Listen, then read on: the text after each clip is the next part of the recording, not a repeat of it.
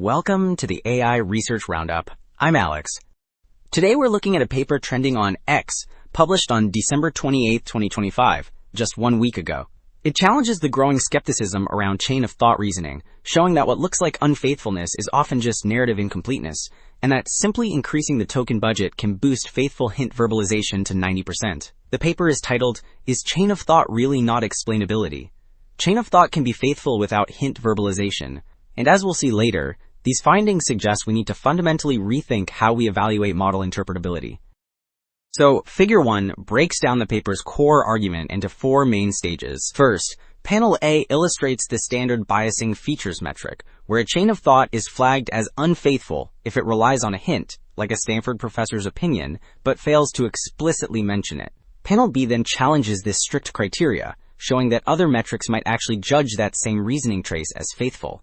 Next, Panel C introduces the hypothesis that apparent unfaithfulness is often just incompleteness, which they test by increasing the inference token budget.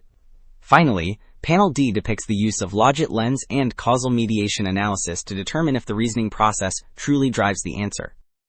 Well, moving from the theory to the actual data, Figure 2 establishes the baseline by plotting unfaithfulness rates using that standard biasing features metric.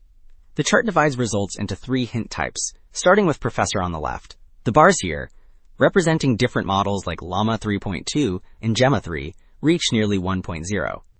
In fact, for the black squares and metadata hints on the right, the unfaithfulness rate is effectively 100%, which reproduces the pessimistic prior findings that the authors aim to challenge. Alright, Figure 3 counters that pessimism by switching to a corruption-based metric known as filler tokens.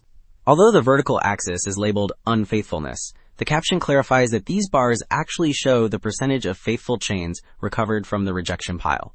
On the left, under the professor hint, the green bars for Llama 3.2 reveal that 20 to 40% of the chains are valid.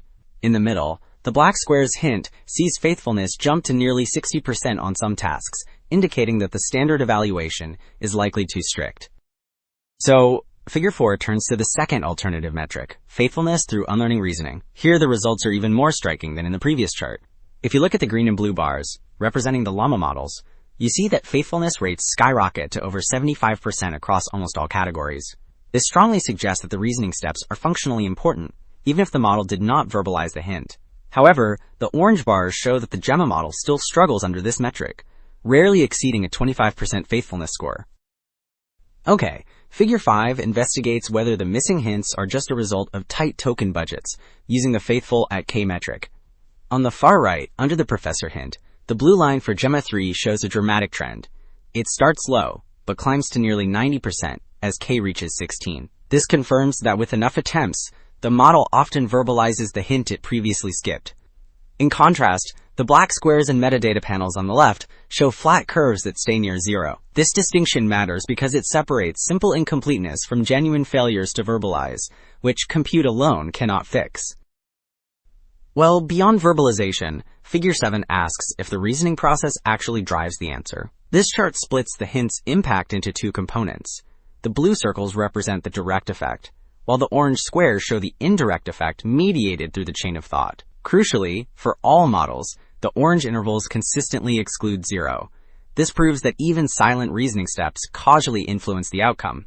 In fact, for the larger Llama 3 model on the right, the indirect effect often surpasses the direct one, confirming that the chain of thought is functionally doing the work.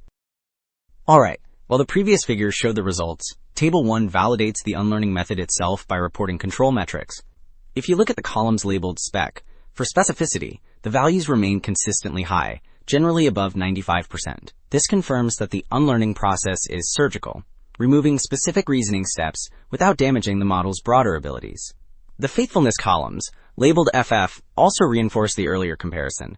The Llama models in the lower rows achieve strong scores, often exceeding 80%, while the Gemma model at the top lags significantly behind. Wrapping up, 2 takeaways stand out.